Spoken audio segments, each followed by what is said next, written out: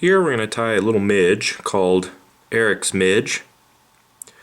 First thing we're going to do is just start some tan or gray thread, either one. And we're just going to lay down a thread base. Then we'll take our thread forward once again to about the 2/3 point. Then we're going to tie in some dun colored or dark dun colored Parapost. A lot of different materials will work for this. You can use Antron, you can use McFly-lon, you can use Z-lon.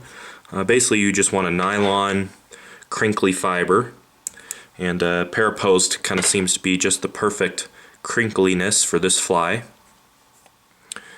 And once we tie that in, we're going to take it all the way back to the back of the bend of the hook. Then we're going to take a piece of black micro thin foam. And we're going to take a little strip here that's about the width of the gap of the hook. And you can see I tied a little notch there into the back of it. This will just be a little easier to tie in. And all we're going to do is just tie this in right on top of the shank of the hook. I'm going to take it all the way back to the bend. And I'll just kind of clean all this up real quick. Now the next thing to do is tie in our hackle. For this I'm going to use a whiting natural dun rooster cape feather. We're just going to tie this in. Take it all the way back to the bend there.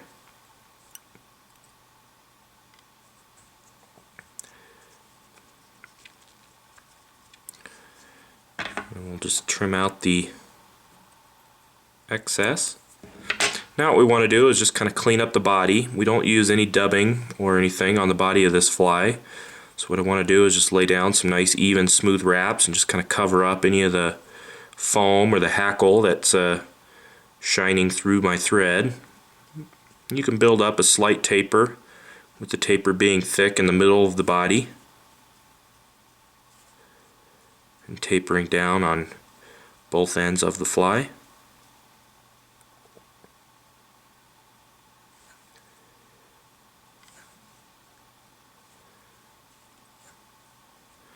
Once you get a nice buggy taper going, take our thread all the way to the front there. We're going to take our hackle here. We're just going to lay down some wraps, and we're just going to palmer it forward, trying to evenly spiral each wrap.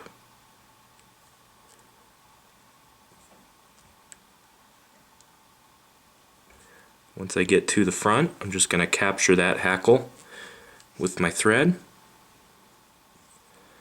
Then I'm going to get in here as close as I can and trim out any of the extra fibers or the tip of the hackle. Just trim it all out of there as close as you can.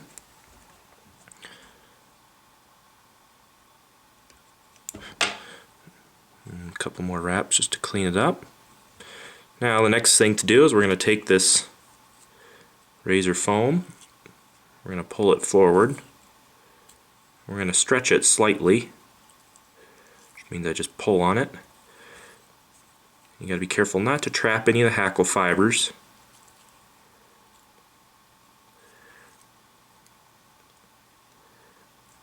Lay down a nice tight wrap.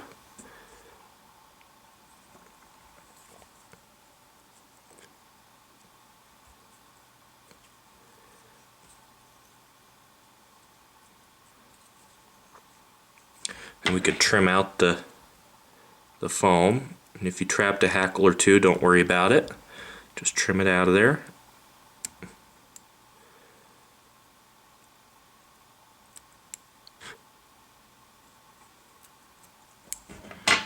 And we'll just clean up the front of this fly with a couple more wraps. At this point you can go ahead and trim your tail. I like the tail to be about the length of the body. Then we're going to tie in our high-vis kind of wing, and for that I'm going to use fluorescent orange Parapost, but again you can use Lots of different materials for this. You can use Zelon or Antron as well. Parapost is usually available in this nice bright color. It's one of the reasons I use it. We're going to tie this in right in the middle section of the Parapost. Couple nice tight wraps. Then I'll lift up the front of it. I'll just get in front of it here and do a couple of turns with the whip finish.